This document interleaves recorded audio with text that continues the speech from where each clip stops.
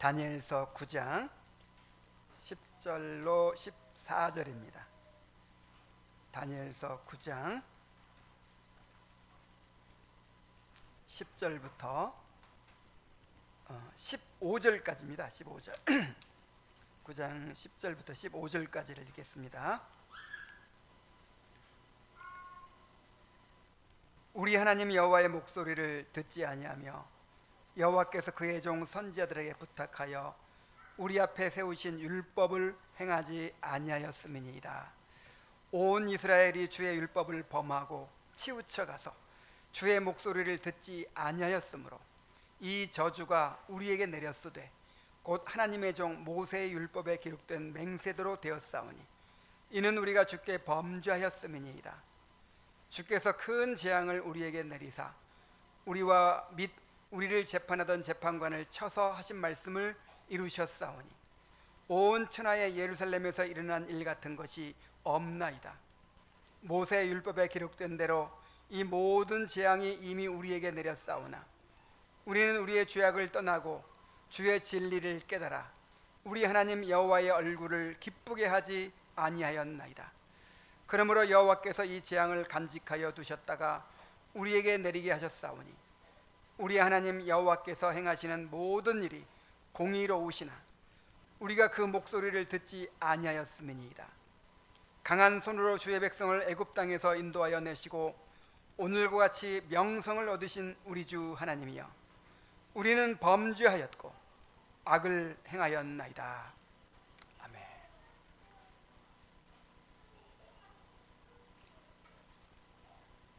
아멘. 지난 시간에 다니엘의 기도 가운데서 첫 번째 부분 다니엘이 하나님 앞에서 어떻게 죄를 자백했는지를 살펴보았습니다. 자, 다니엘이 어떻게 죄를 자백했습니까? 다니엘은 언약의 하나님을 바라보며 백성의 죄를 자신의 죄처럼 동일시하여 고백하고 또 하나님의 긍휼과 용서를 구했습니다. 자, 그러나 다니엘은 단지 죄를 고백하는 데 벌써 멈추지 않고 하나님의 진노와 심판이 의롭다는 것을 인정하는 데까지 나아갑니다. 죄를 고백한 것뿐만 아니라 하나님께서 우리에게 내리신 재앙이 하나님께서 우리에게 진노하시고 저주하신 것이 너무나도 합당하다고 하나님이 의로우시다고 그렇게 인정하는 거예요. 자, 우리는 흔히 죄는 인정하면서도 그 결과는 받아들이지 않으려고 합니다. 내가 잘못한 것은 맞지만 나의 고통이 너무 크다고 여겨요. 하나님이 너무하신다고 생각하는 것입니다. 그러나 진정한 회개는 자신의 죄를 고백할 뿐만 아니라 자신의 완악함과 진노하시는 하나님의 의로우심까지 인정하는 것입니다. 이게 진짜 회개예요. 내가 하나님께서 나를 더 벌을 내리셔야 마땅했는데 이것도 하나님의 자비 때문에 내가 이 정도 지금 살아남아 있는 거다. 자, 이렇게 생각해야 이게 진짜 회개예요. 하나님이 왜 나에게 이렇게 큰 고통을 주시나? 다른 사람은 더 큰 죄를 지었어도 멀쩡하게 잘 살아가는데 나에게는 왜 이토록 큰 벌을 내리시나?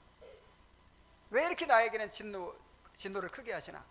자, 이런 마음이 있으면요, 이건 온전한 회개가 아니에요. 아직 자기 죄를 깨닫지 못한 거예요. 진정한 회개는 자신의 죄를 고백할 뿐만 아니라 자신의 완악함과 진노하시는 하나님의 의로우심까지 인정하는 것입니다. 그렇게 되어야만 하나님께로 돌이킬 수 있고 하나님의 긍휼을 입을 수 있습니다. 자, 오늘은 다니엘서 9장 10절로 14절을 통해서 15절을 통해서 죄를 심판하시는 하나님의 의로우심을 우리가 어떻게 인정해야 하는지를 살펴보도록 하겠습니다.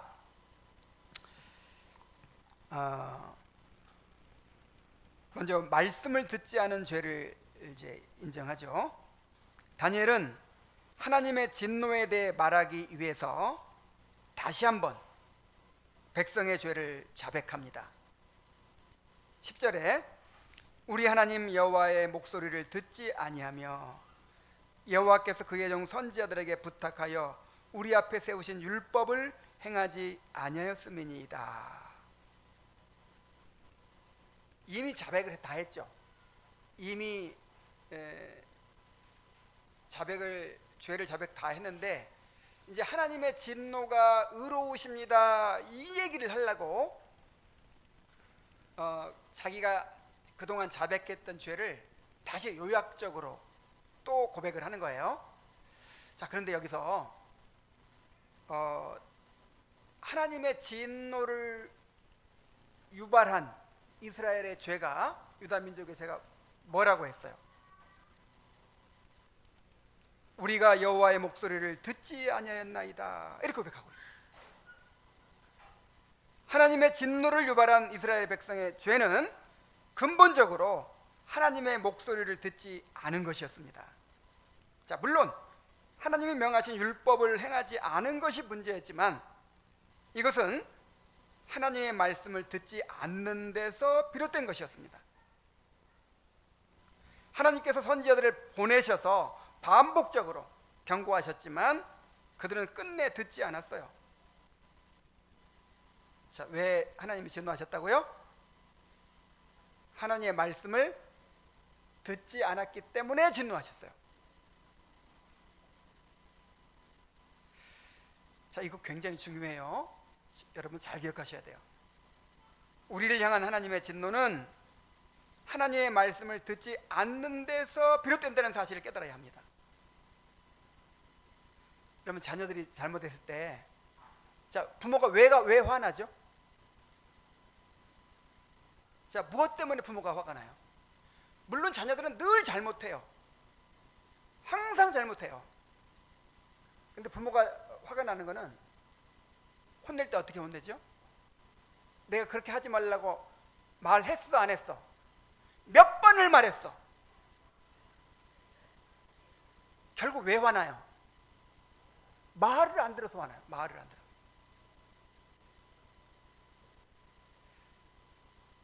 그러니까 말썽을 부려서 부린 게 문제죠. 뭔가 문제를 일으킨 게 문제죠. 근데 진짜 화나게 하는 건 뭐냐면 말을 안 들었다는 데 있단 말이에요. 자, 부모의 말을 안 듣는 것은요, 부모의 권위를 인정하지 않는 거예요. 그리고 부모를 무시하는 거예요. 자, 하나님의 말씀을 안 듣는 것은요, 하나님의 권위를 인정하지 않는 것이고 하나님을 무시하는 거예요. 그래서 하나님이 진노하시는 것입니다.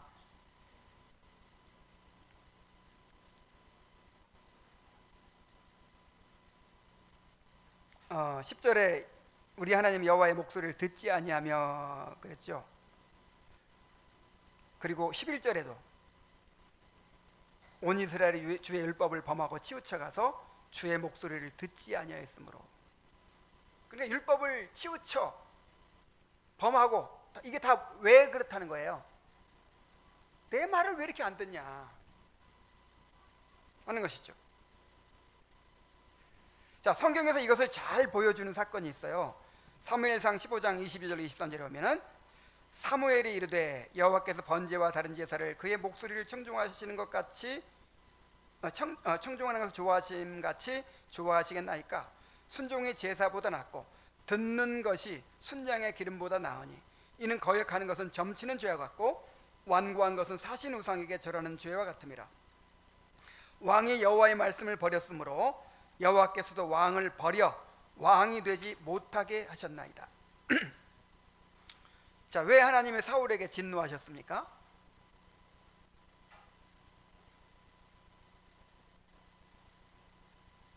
그 아말렉 자손을 다 진멸하라고 했죠. 진멸하라. 짐승도 남기지 말고 다 진멸하라. 그런데 사울의 생각에 이 아까운 양들 다 죽일 필요가 뭐 있어요. 제사 드리려면 늘 양이 필요한데 이거 남겨뒀다가 제사를 드릴 때 쓰자. 뭐 딴 뜻도 있었겠지만 이렇게 변명을 했죠. 그때 사무엘이 뭐라고 했습니까? 여호와께서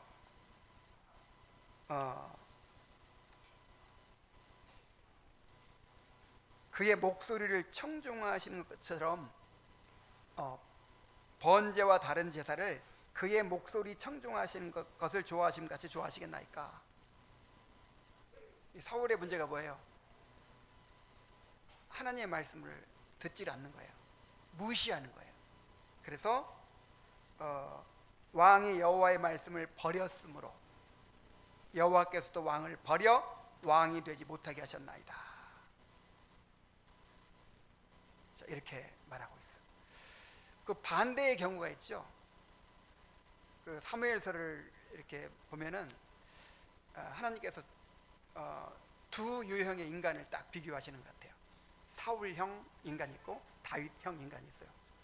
자, 인간적인 수단, 인간적인 지혜로, 인간적인 열심으로 그렇게 정말 사울이 엄청나게 쓰임 받았어요. 40년간 정말 많은 일을 했어요. 사울이 살아있을 동안에는 블레셋이 감히 접근을 못할 정도로 그렇게 쓰임 받았지만 사울은 항상 인간적인 수단을 앞세우고 인간적인 지혜를 앞세워요.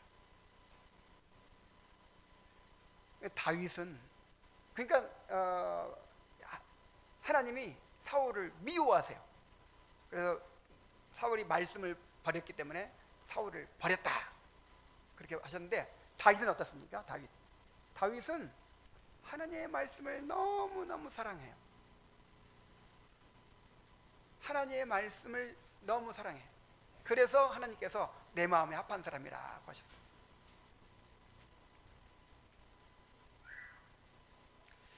자, 그러므로 우리도 하나님의 말씀에 귀 기울이지 않으므로 하나님의 진노를 격발한 죄를 인정하고 고백해야 합니다. 자, 우리 어린이 여러분, 엄마 아빠가 왜 화가 난다고요? 왜 화난다 그랬어요? 말을 안 들어서. 그러니까 잘못했다고 빌 때 어떻게 빌어야 돼요? 엄마, 엄마가 여러 번 말했는데도 말을 안 들어서 잘못했어요, 이렇게 해야 돼요. 그것 때문에 화가 났으니까. 진정한 사과는, 진정한 회개는 상대방의 마음을 풀어주는 거예요. 왜 화났는지를 알아줘야 돼요. 그래서 하나님도 왜 진노하셨어요? 하나님의 목소리를 청종하지 않았기 때문에, 하나님의 말씀을 듣지 않았기 때문에 진노하셨잖아요. 그래서 정말 하나님께서 그렇게 끊임없이 말씀하시는데도 그 말씀을 귀 기울이지 않고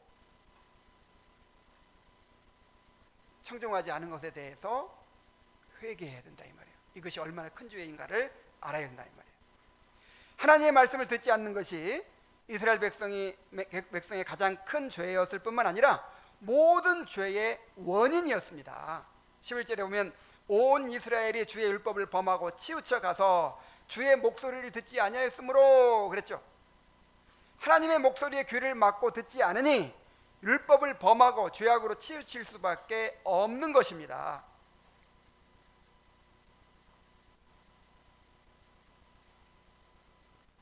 하나님의 백성들은 인간의 본성에 따라 사는 사람들이 아니에요. 세상의 방식으로 사는 사람들이 아닙니다.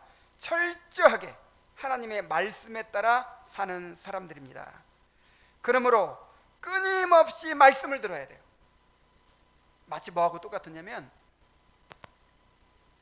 물속에 잠수하는 사람들이 산소줄을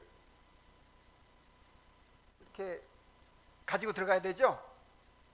물속에서 숨을 쉴 수 없으니까, 공기가 없으니까 산소줄을 달고 들어가서 그 산소를 공급받아야 돼요. 우리 그리스도인들이 꼭 그와 같아요. 우리는 천국의 백성들인데 이 세상에 살잖아요. 그래서 우리 육신의 메시지가 있고 세상의 메시지가 있고, 그래서 우리는 그냥 내버려두면 자연스럽게 그냥 육신적으로 살게 되고 세상적으로 살게 되고 불신자처럼 살게 될 수밖에 없어요. 그래서 우리가 천국 백성으로 살기 위해서는 마치 물속에 들어간 사람이 산소줄을 통해서 산소를 공급받듯이 끊임없이 말씀을 들어야 돼요. 그래서 하나님의 백성은 떡으로 사는 사람이 아니라 뭘로 사는 사람들이에요? 하나님의 말씀으로 사는 사람들이에요. 계속해서 말씀을 들어야 돼요. 하나님의 백성이 말씀을 듣지 않으면 금방 길을 잃을 수밖에 없어요. 그러므로 우리 삶에서 말씀을 잘 듣는 사람들이 되는 것이 너무 중요해요.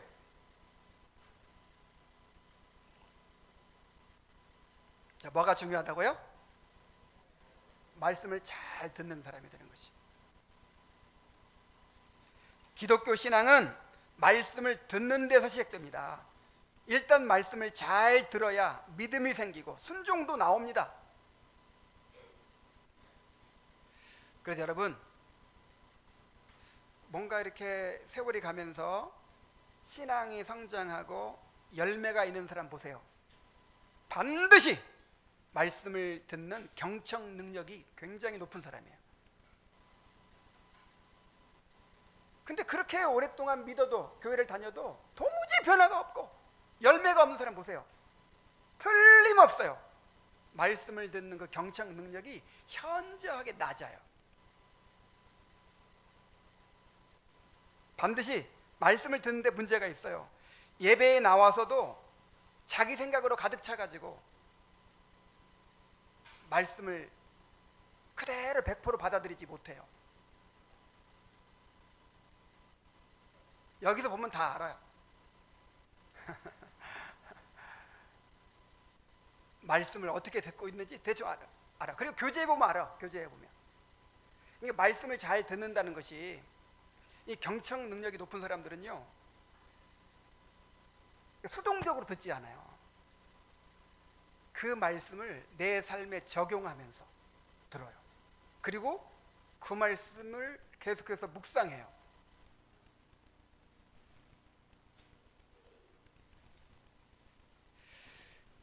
그래서 어떨 때는요, 저는 이제 제가 그 말씀을 전했잖아요. 전했는데 그 말씀을 그 사람의 삶의 정황 속에서 받아들이고 또 묵상하고 적용하고 소화하고 그런 걸 또 나누잖아요. 이렇게 그렇게 나누는 걸 들으면서 엄청난 깨달음을 얻어요. 목사인 저도. 여러분 그런 거 느끼지 않습니까?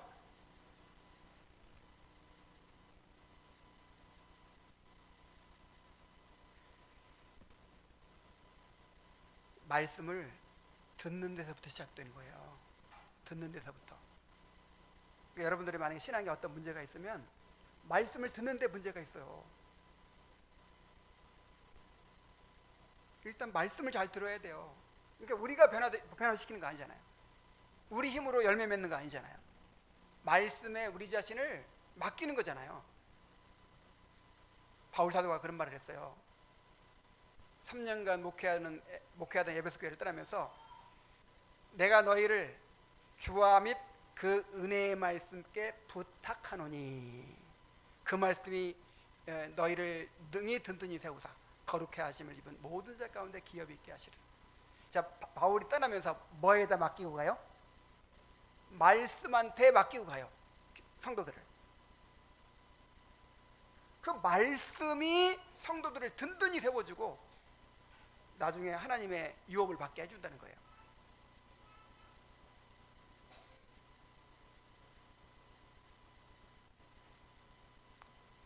다시 말씀드립니다. 우리가 잘못 행하는 것도 문제고 뭐 잘 못하는 것도 문제고 뭐 죄 짓는 것도 문제고 다 문제예요. 근데 그게 다 어디서 비롯된 거예요? 말씀을 듣지 않는 데서부터 비롯된 거예요. 하나님께서 진노하시는 것은 우리가 죄를 범하는 것도 진노하시지만 내가 그렇게 말했는데 왜 내 말을 안 듣느냐, 왜 내 말을 듣지 않느냐, 왜 내 목소리를 듣지 않느냐, 여기에 진노하시는 거예요.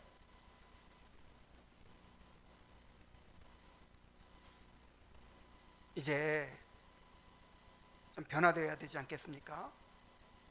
말씀을 듣는 태도가 변화되어야 돼요.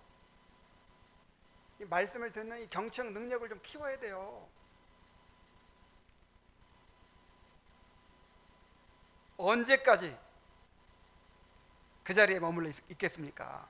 하나님을 하나님으로 인정한다면, 하나님을 진노하시게 하기를 원치 않는다면 하나님의 말씀에 귀를 기울이십시오. 그래, 청교도들은 목사가 말씀을 어떻게 전하느냐가 무지하게 중요하겠죠.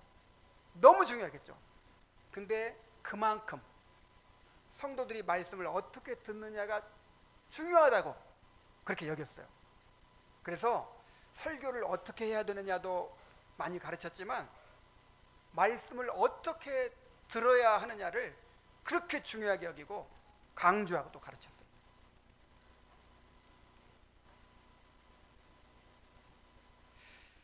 이번에 우리 김동현 형제가 근무하는 개혁된 실천사에서 또 책이 하나 신간이 나오는데 공예배에 대한 책이더라고요. 근데 공예배에 대한 책인데 그 내용을 보니까 전부 다 말씀을 어떻게 들을 것인가, 그 내용이 대부분이에요. 그래서 지금 그 책을 또 살려고 하는데, 여러분 말씀을 듣는 거 정말 집중하세요. 말씀을 듣는 이 경청 능력을 계속 키워가세요. 정말 말씀 듣는 게 변화되지 않으면 절대 신앙 변화될 수 없어요. 말씀을 듣는 일에 잘 듣기 위해서 일주일간 준비하세요. 우리가 개인적으로 성경 읽고 묵상하고 기도하고 다 이게 뭐냐면 말씀을 잘 듣기 위한 준비예요. 주일 전날은 좀 과도한 운동도 피하고 집안 대청소도 하지 말고 좀 충분히 휴식하고 최선의 컨디션으로 정말 말씀에 집중할 수 있도록.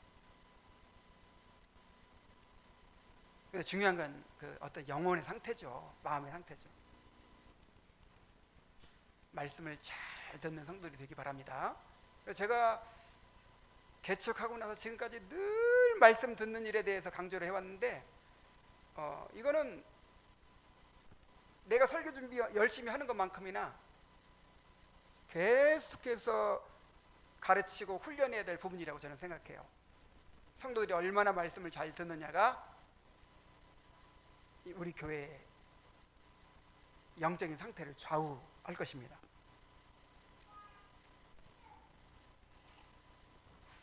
다니엘이 하나님, 우리가 하나님의 말씀을 듣지 않아서 하나님의 목소리를 귀담아 듣지 않아서 하나님을 진노하시게 했습니다. 이렇게 이제 고백을 했습니다. 자, 그리고 두 번째로는 언약의 저주가 임했음을 인정합니다. 다니엘은 유다 민족이 당한 일을 우연적인 사건이 아니라 언약적 저주로 보았습니다. 11절 하반절부터면 이 저주가 우리에게 내렸으되 곧 하나님의 종 모세의 율법에 기록된 맹세대로 되었사오니 이는 우리가 주께 범죄하였음이니이다. 주께서 큰 재앙을 우리에게 내리사 우리와 및 우리를 재판하던 재판관을 쳐서 하신 말씀을 이루셨사오니 온 천하의 예루살렘에서 일어난 일 같은 것이 없나이다. 유다가 멸망하고 백성들이 바벨론의 포로로 잡혀가게 된 것은 겉으로만 보면 국제 정세의 변화 때문이었어요. 당시 바벨론에 의해 멸망한 나라가 유다만이 아니었어요. 온 땅을 집어삼키던 바벨론 제국의 침략 앞에 약소국인 유다도 어쩔 수가 없었습니다.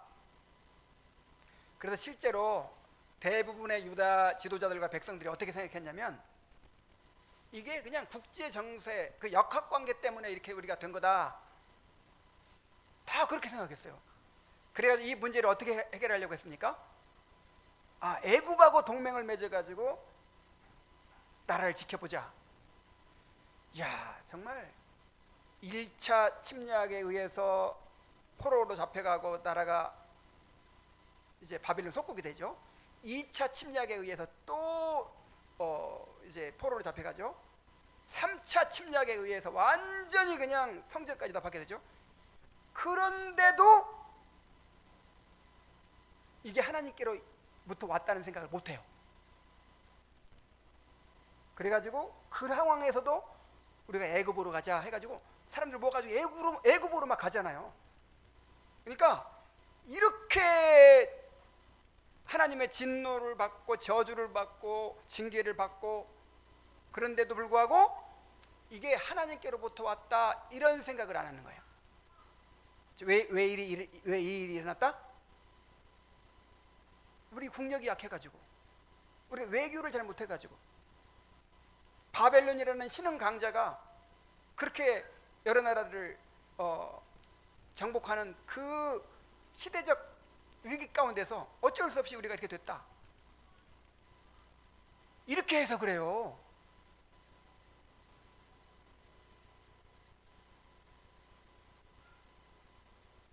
그래서 끝까지 고난을 당하면 당할수록 어떻게 한다고요?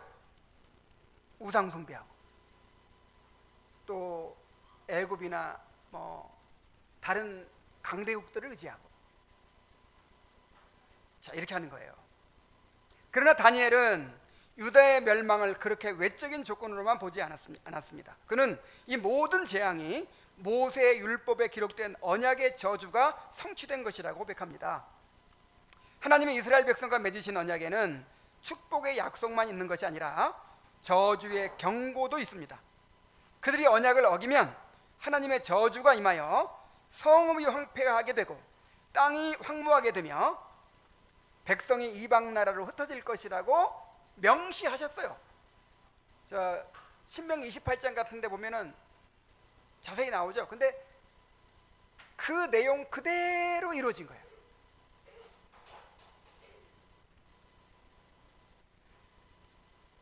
그런데도요, 사람이 경건하지 않으면 그걸 모르는 거예요.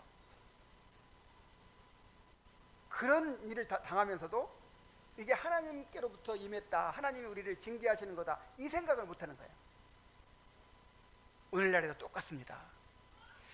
구약 성경에 기록된 언약적 저주는 언약적 축복과 함께 우리에게도 원리적으로 적용됩니다. 자, 지난번에 배웠죠? 이 모세 언약에 포함되어 있는 그 축복과 저주가 오늘날 우리에게 어떤 점에서 해당되지 않고 어떤 점에서 해당되는지 다 배웠죠? 원리적으로 적용된단 말이에요. 문자적으로 적용되지는 않지만 어떻게 적용돼요? 원리적으로. 자, 구원받은 성도들에게는 이제 그것이 저주가 아니라 징계로 주어집니다. 그리스도께서 십자가에서 행위 언약의 저주를 대신 담당하셨기에 이제 우리에게는 행위 언약의 저주가 이제 없어요. 대신 자녀된 우리에게는 심판을 위한 진노가 아니라 우리를 양육하시기 위한 아버지의 진노가 있어요. 아버지의 징계가 있어요. 히브리서 12장 6절 8절에 오면 주께서 그 사랑하시는 자를 징계하시고 그가 받아들이시는 아들마다 채찍질 하심이라 하였으니 너희가 참음은 징계를 받기 위함이라. 하나님이 아들같이 너희를 대우하시나니 어찌 아버지가 징계하지 않는 아들이 있으리요. 징계는 다 받는 것이거늘 너희에게 없으면 사생자요 친아들이 아니니라 그랬어요. 여러분의 자녀들이 늘 징계받죠? 꼭 이렇게 매를 맞는 것만이 아니라 혼나는 것부터가 징계잖아요. 맨날 혼나죠. 맨날 혼나고 꾸중 듣고 또 심하게 잘못하면 어떻게 매도 맞고 그러잖아요. 우리도 똑같아요. 우리에게도 징계가 있어요, 없어요? 우리에게 징계가 있습니다. 없으면 하나님의 아들이 아니에요. 여러분들이 진짜 하나님의 아들이라면 징계가 있어요, 없어요? 반드시 있어요. 반드시.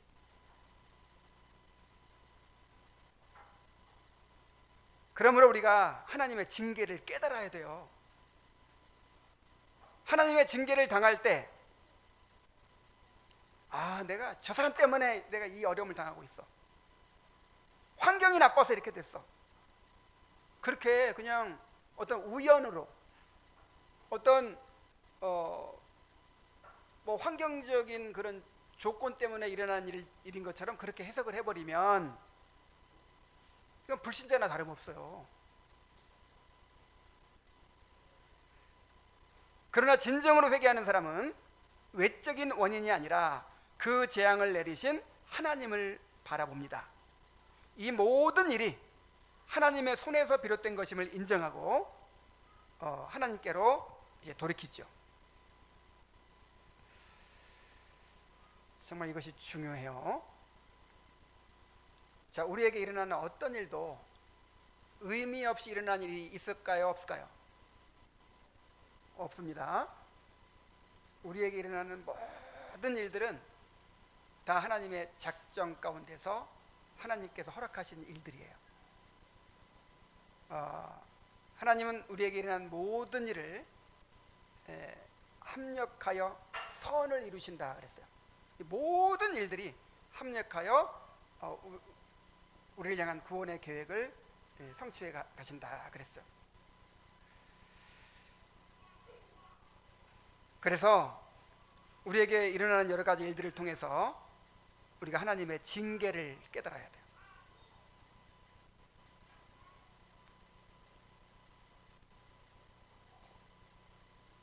성도들은 오히려 징계 가운데서 하나님의 사랑을 깨닫게 되는 경우가 많습니다. 저는요, 하나님이 이렇게 조금만 벗어나도 징계를 하시거든요. 그러니까 징계는 여러 가지 형태로 오죠. 마음의 평강을 잃어버리는 것도 징계예요. 하나님이 진노하신다는 뜻이거든요. 마음의 평강을 잃어버리는 것, 성령 안에서 기쁨을 잃어버리는 것, 아니면 이런 것으로 올 수도 있고, 아니면 뭐 육체의 병으로 올 수도 있고, 아니면 어떤 관계가 어긋나는 것일 수도 있고, 또 어떤 문제들이 발생하는 것일 수도 있고, 뭐 여러 가지 방식으로 이제 징계를 받아요. 근데 내가 요만큼만 벗어나도 하나님께서 나를 내버려 두시지 않습니다. 그때 뭘 깨달을까요? 이야, 하나님이 나를 사랑하시는구나. 그걸 깨달아요. 제 아내가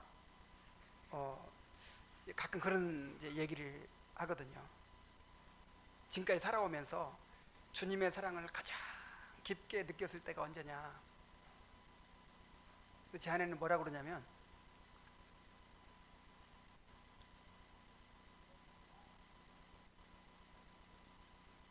쌍둥이 아이를 낳아가지고 둘 다 잃었어요. 정말 우리 인생에서 가장 슬픈 경험이라고도 할 수 있는데, 놀랍게도 그때 하나님이 이야, 정말 내가 하나님의 택한 자녀구나. 하나님께 나를 이렇게 사랑하시는구나.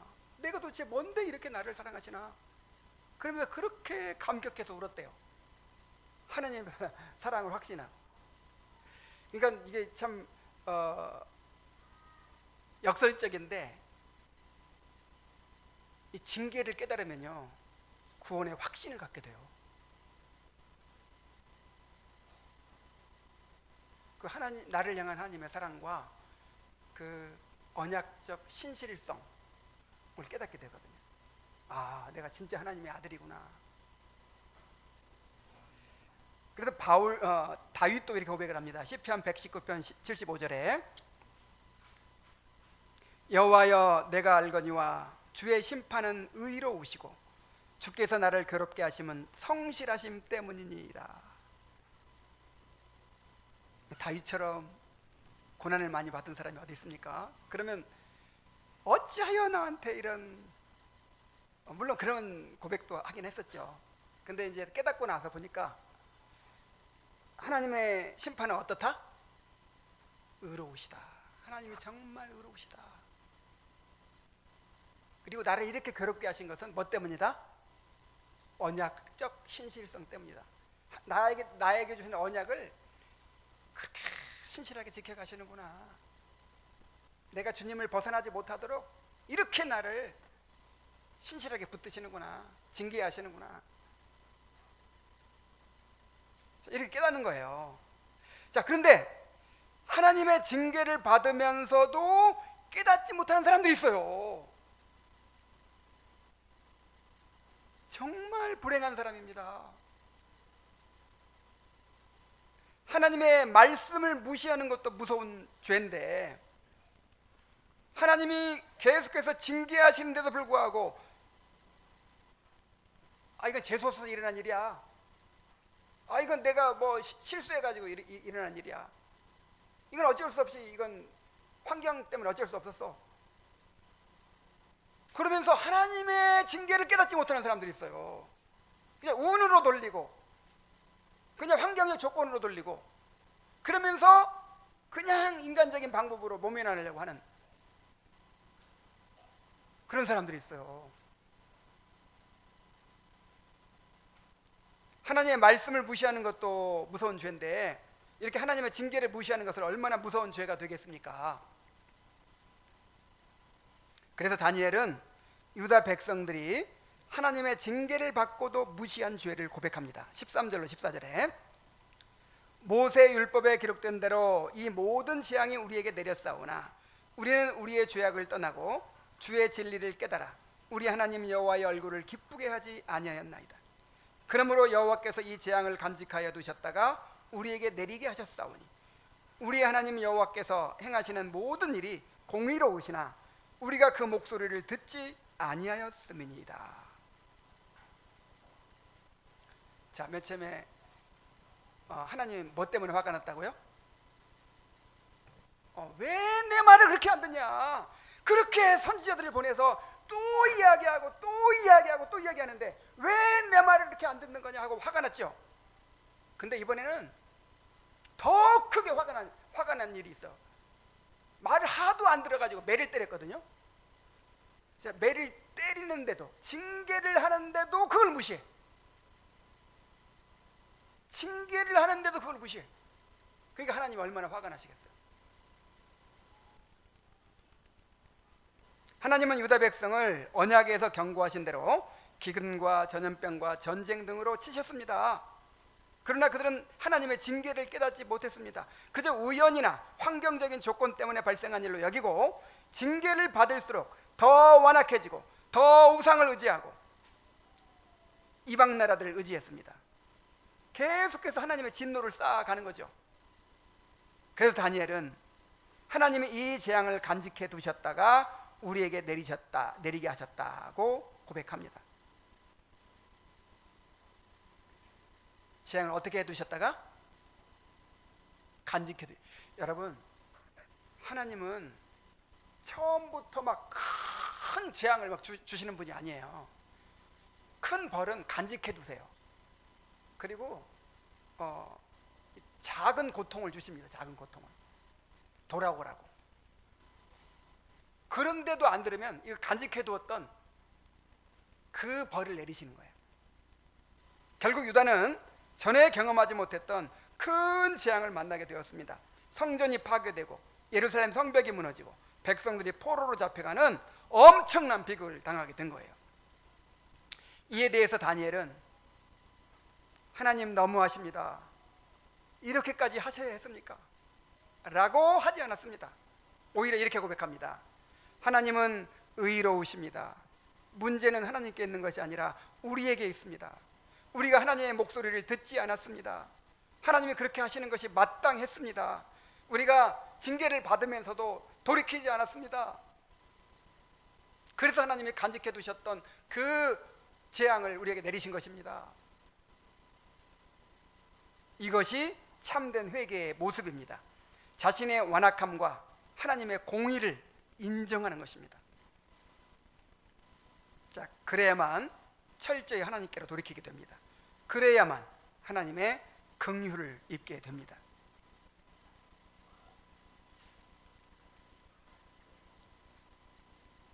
우리도 징계를 당할 때 우리가 얼마나 완악한 자들인지를 깨닫고 하나님의 선하심과 공의로우심을 인정해야 합니다.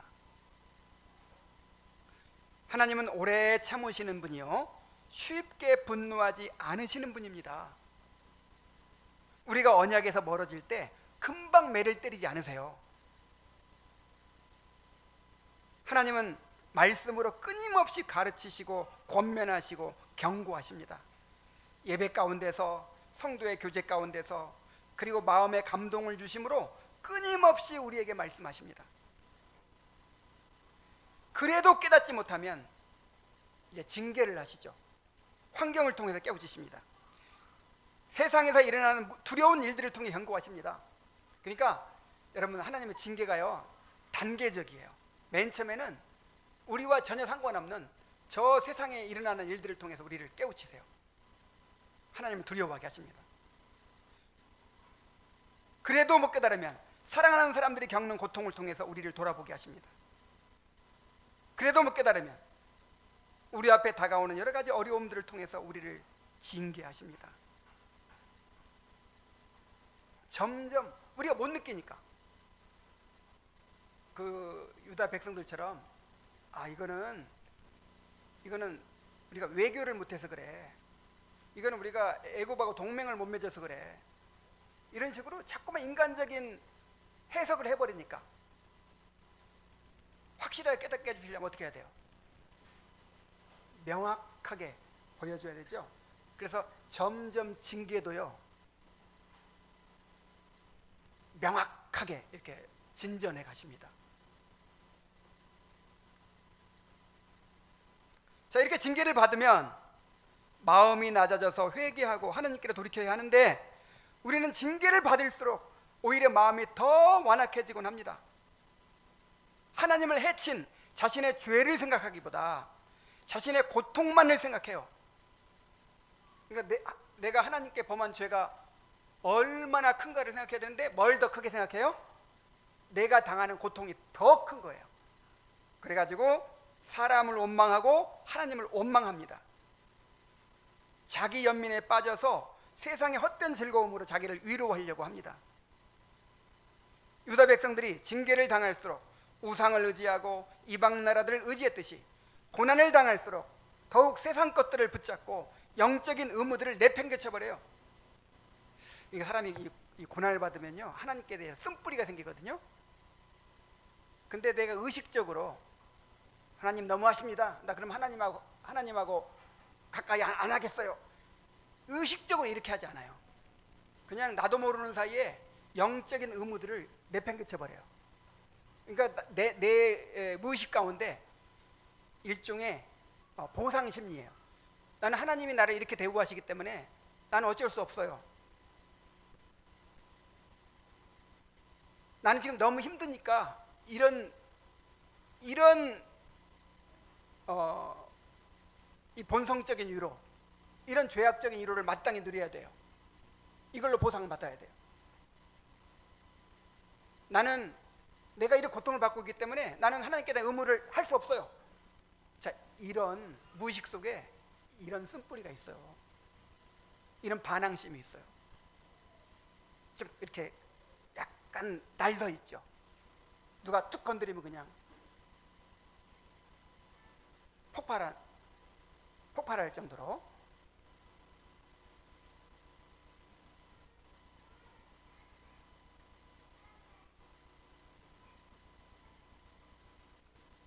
자, 그러면 하나님이 어떻게 하셔야겠습니까? 그런 사람들을 정말 그가 하나님께서 택하시고 사랑하시는 자녀라면, 자, 그런 상태에 있으면 어떻게 해야 돼요?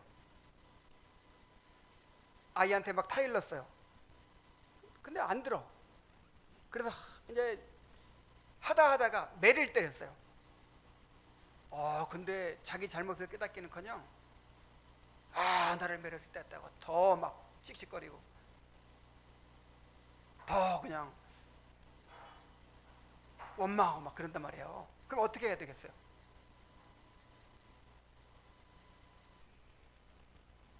더욱 강하게 쳐서 고집을 꺾으셔야 합니다. 완고한 마음을 깨뜨리셔야 합니다. 그래야만 우리에게 소망이 있습니다.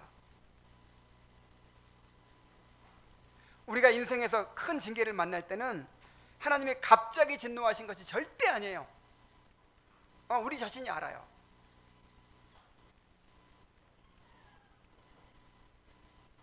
그동안 수없이 말씀하시고 수없이 경고하시고 수없이 징계하셔도 돌이키지 않기 때문에 결국 하나님이 그렇게 하신 거예요. 그러므로 우리가 어떤 징계를 만났을 때는 뭘 인정해야 한다고요? 우리가 이렇게 완악했구나, 말하자면 좋은 말 할 때 듣지 않았구나, 이걸 인정해야 돼요. 아이들이 부드럽게 말할 때 들으면 큰 소리 칠 필요가 있어요, 없어요? 부드럽게 얘기할 때, 얘야 이것 좀 해라 할 때, 네 아빠 하고 하면은 큰 소리 칠 필요가 없어요. 근데 안 들어. 그러니까 큰 소리가 나가는 거죠. 큰 소리를 하는데도 안 들어. 그럼 어떻게 해요? 매를 때렸어. 근데 매를 때렸더니 이제 더 막 길길이 뛰어? 그럼 어떻게 해야 돼요? 확실히 고집을 꺾어놔야 돼. 이게 하나님의 방법이에요. 그래서 어떤 큰 징계가 왔을 때는 이 전에 엄청난 과정이 있었던 거죠. 계속해서 말씀하시고 계속해서 권면하시고 계속해서 감동을 주시고 세미한 음성으로 그렇게 나를 깨우치셨는데 계속 무시한 거예요. 계속 무시해 온 거예요. 그리고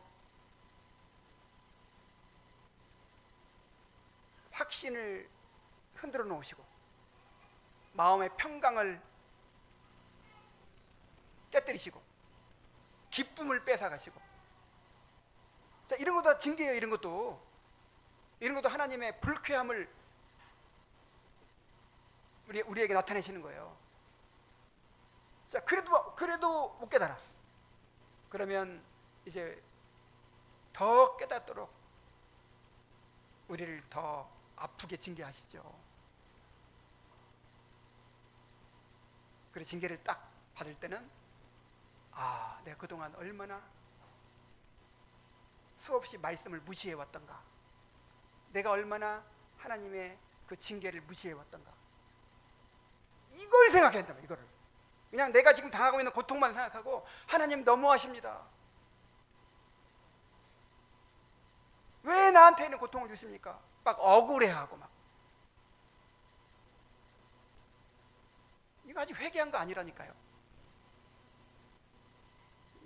내가 얼마나 완악하면, 내가 얼마나 깨닫지 못하면 이렇게까지 하나님이 하셔야 했을까. 그러면서 나의 완악함을 고백하고 하나님이 의로우십니다. 하나님은 옳으십니다. 하나님은 선하십니다. 그렇게 인정하고 고백해야 되는 것입니다. 이제 말씀 맺겠습니다. 다니엘은 백성의 죄를 자백하는 데서 시작해서 하나님의 심판이 의로우셨음을 인정하고 마침내 그 징계마저 무시했던 완악함까지 난낱이 고백합니다. 참된 회개는 하나님 앞에서 변명을 그치고 입을 닫는 것입니다. 우리 삶에 찾아오는 고난과 징계 앞에서 환경을 탓하거나 사람을 원망하기 전에 먼저 우리 자신의 완악함을 살피고 하나님의 공의로우심을 인정하는 그런 성도가 되어야 합니다. 그럴 때야 철저히 하나님께로 돌이키게 되고 그분의 긍휼을 입게 될 것입니다. 기도하겠습니다. 하나님 아버지, 참된 회개가 무엇인지를 우리에게 보여주셔서 감사드립니다. 참된 회개는 현재 내가 알고 있는 죄를 자백하는 것뿐만 아니라 징계를 당할 때 내가 얼마나 완악한 자였는지를 고백하고 하나님께서 이 재앙을 내리시고 이 징계를 내리심이 정말 합당하다는 것을, 그조차도 하나님이 자비로우셔서 참으로 이 정도에 멈추고 계신다는 사실을 인정하는 것입니다. 하나님 아버지, 우리의 완악함을 깨뜨려 주시고 참으로 하나님의 말씀 앞에, 징계 앞에 굴복하게 하여 주시옵소서. 참으로 겸손해져서 하나님의 긍휼을 구하는 우리가 되게 하여 주시옵소서. 예수님의 이름으로 기도하옵나이다. 아멘. 자, 우리 이제 함께 기도하겠습니다.